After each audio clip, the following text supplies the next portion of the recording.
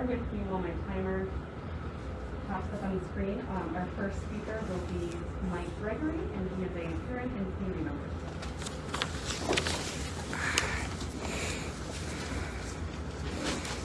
Good morning, members and superintendent. I want to thank you for being here. My name is Mike Gregory. My family and I first moved to Roseville in 1991. We chose Roseville because we wanted our children to go to Brimhall Elementary School. We found Brimhall to be one of the most diverse schools in Minnesota. It was like a real United Nations. We were not disappointed. It was a great experience for ourselves and our children. It's my pleasure to be involved in the school. When we first moved here, I spoke to the principal and I asked how I could help. He told me I could head up the parent involvement meeting. I thought that meant to involve and include more people for the PTA. I asked him what that meant, and he told me I was the leader and I could determine the direction. I developed a poll, statistically valid sampling program, and invited parents to attend with free pizza and daycare, and we had a focus group.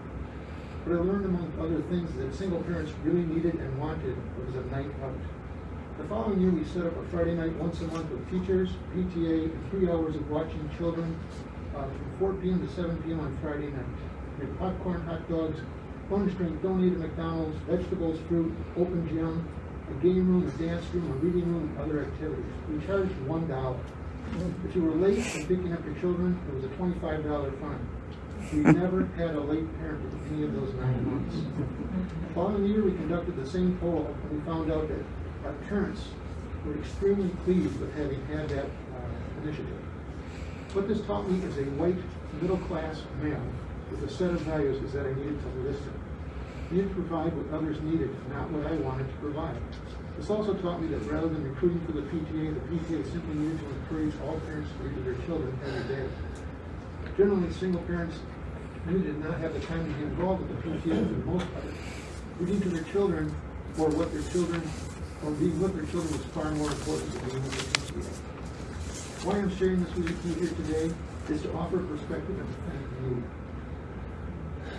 I want to thank the superintendent, principals, the teachers, the staff, everyone associated with this district for the work you do and for listening. I was deeply sad at the death of one of your principals recently. This hit me very hard. I know his twin brother very well. I'm a twin. It was emotionally very hard. I recently brought to my attention an article about the principal at Brimhall School. I could hardly believe what I was reading. The article was entitled, "Threats, Burnout Pushed a Minnesota Teacher of the Year to Quit." He's still the principal at Brimhall. He quit another broader position. From a commentary from Minnesota Public Radio, I heard, I received threats that I should kill myself, threats that I would be hung through a military tribunal. I've been told that they're monitoring me on social media and things like that, and it ebbs and flows. There's been several stories written about me through the various, and I hesitate to even call them, media outlets across the country. And when one of those gets posted in a story, rehashed, and then I notice a significant uptick on those kinds of hate-filled emails. Am I done? Okay, I'm sorry. Bottom line was, I came here to thank all of you and the teachers and everybody at Brimhall. When I called and spoke with them, they put out an email. The person I spoke to at Brimhall School broke down and cried. They made me cry. And I just want to thank you from the bottom of my heart. Keep up the good work. Protect all of our children as you're doing. Thank you.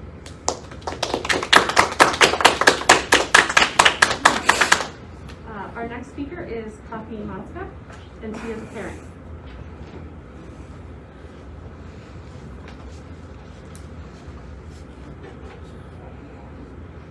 Hi, I came here today to ask you to keep schools open and to change the quarantine policy. Little did I know until I arrived that tonight you would be voting on moving our kids to distance learning, so my speech is also about that. Recently I was told that my kid, who is in middle school, would have to quarantine for 10 days after getting COVID, and that any siblings, if there were any siblings in the house, they'd have to quarantine for 14 days. So a kid without COVID, without any symptoms, even with a negative test, would have to quarantine in this high school for 14 days. These are kids who are trying to get into college. These are kids of color. You know, you guys say so much every single meeting. Equity, we'll talk about it again today, I'm sure. It's on the agenda. Equity, kids of color, we love them, we care about them so much. But you're failing them. The reading rates for white kids in Roseville schools is 75% compared to, for white kids, 75% compared to 36% for black kids. Math is 68% compared to 27%. Yet you're going to try to shut down the school and go to distance learning. Who is going to be hurt the most? These kids are going to be hurt the most. The ones that you say you care about the most. And it's just atrocious. All the white schools up in the rural areas and suburbs keep their schools open. Minneapolis, St. Paul, Roseville closes it. We have the biggest population of kids of color. And I don't know how you guys can keep spouting how much you care when practical things like keeping school open, the only thing you're here to do can't be done. I don't like the fact that the COVID policy is different for kids who are vaccinated and unvaccinated. We all know that people who are vaccinated get COVID. One of the people arguing at the Supreme Court, one of the attorneys arguing for mandates, was vaccinated, had her booster, was at home because he had COVID. You know that happens. We all know that's reality. We all know everyone who's vaccinated gets COVID. People shouldn't be treated differently. My mother-in-law and my mother-in-law and my sister-in-law died of COVID in September within a week of each other. They were both vaccinated. Don't tell me they don't get sick and die. They should not be treated differently. Even the CDC has acknowledged that a 10-day quarantine is too long. And they talk a lot about how kids should be educated. They acknowledge science that the Omicron virus is not that bad. It's almost 100% of the cases. But in summary, I'd like to quote a few of the people that a lot of you know and trust who are completely against distance learning. The Biden administration said reducing quarantines after COVID exposure would help prevent absenteeism and learning loss. The CDC director said it is clear the best place for children is in school and learning, and it can be done safely. The Minneapolis Mayor Jacob Fry has said, we need to make sure kids are in school so that they can learn. He's concerned about all the carjacking. There was a carjacking at my gym a few weeks ago, Experience Fitness, 13-year-olds. Terrified, to go work out. This is what happens. We wonder why things are the way they are. This is what happens when we don't have schools open. So I'm here to ask you to not cancel school. I'm asking you not to cancel school, to have a reasonable quarantine policy, and I'm sad that I have to sit here begging for schools to stay open when your only job is to teach our kids. Our next speaker is Kathleen Bart, and she's a community member. Yeah, my mother-in-law and sister actually, did you hear that? They're dead tue. I watched her die in my very eyes. So don't tell me he's dead. Last month, I asked the school board, how are you protecting girls in their bathrooms and locker rooms when an unjust law states that boys are allowed to use the girls' bathrooms if they happen to feel gender fluid that day? The response I received was an affirmation of the law that I already pointed out was unjust. The law is unjust because it takes away the rights of girls with privacy in their bathrooms. Our country has had many unjust laws. Anyone remember slavery? Fortunately, the Republican Party was formed to abolish it. Segregation, women's suffrage, our country is not immune to unjust laws. This is another unjust law because it discriminates against girls. Again, I ask, what are you doing to protect girls in their bathrooms and locker rooms? Are you letting parents and girls know that boys may be using these private spaces? Do you take a roll call each day, having students declare if they are transgender, gender fluid, non-binary, etc., each day, and make sure that girls are aware of who they are sharing their bathrooms with on any given day? As a mother of 6 girls and a tax-paying resident of the Roseville School District, I and every other tax-paying resident deserves a real answer to the question of how you are protecting girls in their bathrooms and locker rooms. When a girl is attacked and or raped in her bathroom or locker room, every parent feels that pain, and every tax-paying resident of the Roseville School District ends up footing the bill for the lawsuit aimed at the reckless manner in which this law was applied. So again, I ask, what are you doing to protect girls in their bathrooms and locker rooms? And I would appreciate a real answer this time. Thank you.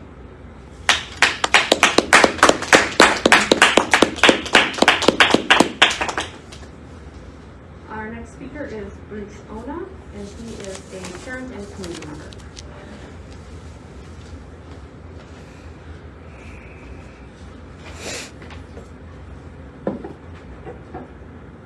Hello, neighbors.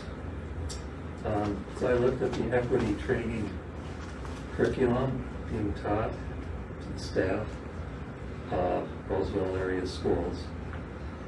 And it's very similar to the CRT narrative that whiteness and whites are oppressors, as if skin color determined character or the heart of an individual. This very sad racist theory says, quote, speak your truth, parentheses, acknowledging that whiteness is part of the truth, parentheses. Like the Spanish Inquisition, they're looking for people to confess whiteness as if it's a conspiratorial supremacy or oppressive movement that's ongoing in America today. We all thank the Lord this is not the case. Martin Luther King Jr. said graciously, this must not lead us to a distrust of all white people, for many of our white brothers, as evidenced by their presence here today, have come to realize their destiny is tied up in our destiny too. The equity training at Ross is the sort of narrative, a Marxist narrative, working to bring a revolution to overthrow a free nation which is constitutionally run. Further down in your equity training manual, it says equity means recognizing that we do not all start from the same place, unquote. And that's true as individuals. We're all at a different place, we're all unique. But you need to also add that equity also means we do all start from the same place in America, as far as, like Martin Luther King again said, I have a dream that one day this nation will rise up and live out the true meaning of its creed. We hold these truths to be self-evident, that all men are created equal. Each staff person and student has equal worth and value based on they were created in God's image. Amen. They were created, not evolved by happenstance, but they're a magnificent plan of God. They're greatly loved by the one who created them, that we are not a victim of chance, evolution, or oppressive social structure, but at birth, even in the mother's womb, we have basic human value of a purpose, a destiny, a plan by God for their lives, not a chance or an accident. Sorry, it's kind of hard to breathe through this. I hope you can hear me.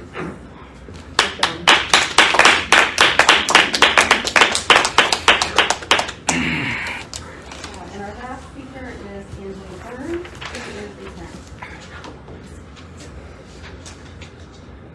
Good evening, Angela Byrne, Harambe parent. I'm speaking on behalf of a coalition of folks that are here tonight. Sorry, before you start, you said you were speaking on behalf of the delegation. If any of those people are here, could you have them raise their hands? And then my husband and child are here, but they're in the back speaking to Director Smith at the moment. Very good. Thank you. So that needs to be longer time. Thank you. Yeah, in the expediency, instead of having all four of us speak individually in 12 minutes, we'll use a delegation time, 10 minutes. Thank you. So I'm speaking here tonight with me. I have Anita McDonald, who's a longtime Roseville resident and mother of 3 children who are all Brim Hall alum and are graduating, have graduated or are at Roz. I also have Karen Henry with me, who is a mother of 2 children at Roz. As I said before, my husband, Patrick, and my daughter, Hen, is here, who is trans, and she does exist. Her existence is valid. Her bathroom use is valid, and I'll be here defending that every time. And then I did have some folks that planned on coming tonight but had last-minute conflicts, or they had positive COVID cases come up. So Kathy Vermont sends her support. She's co-founder of Roseville, longtime Roseville resident. And she's been here many times in support of DEI initiatives by the district. Lynn Huberty, who is a co-founder of the Roseville Activist Facebook group with nearly 500 members. She's a member of, or a mom of 4, all of which are either in or will be in Roseville schools. And then also you've received emails from Carenza Fisher and Carolyn Halverson, who are both mothers of children in the district, as well as Dana Thompson, who is a community member and former city council candidate. And all of them are here sending their support at the beginning of this year for continued efforts on DEI work throughout the district in the individual buildings to make sure that we continue to close those racial gaps that were spoken about in a previous public comment. So now me speaking as an individual very quickly, and relating to support of DEI work, the debate about whether or not to close our schools, I think, is lacking nuance in that our schools have become community hubs. Children receive a safe space, a safe physical space. They receive food, they receive education, they even receive healthcare here that is unavailable out in the community to many of them. I think if we're going to actually have the debate of whether or not to leave schools open as them being the safe spaces for them to be while we are in the midst of a global pandemic with another enormous surge of another variant that we're still learning about, is that we need to talk about how we as a society have declined to prioritize equity in housing, in income and jobs, in education, and in healthcare. Any aspect, you name it, we can find racial disparities in it.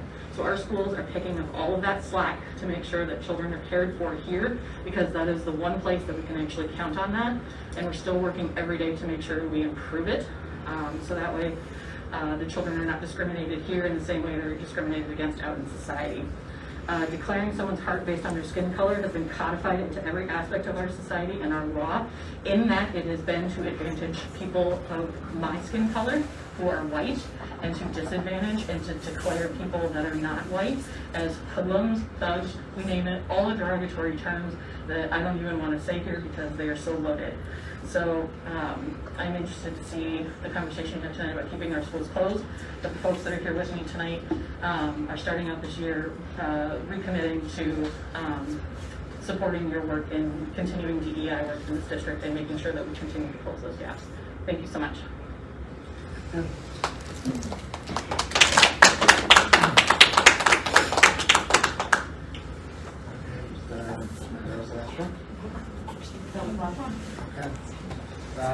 We're going to move to our consent agenda.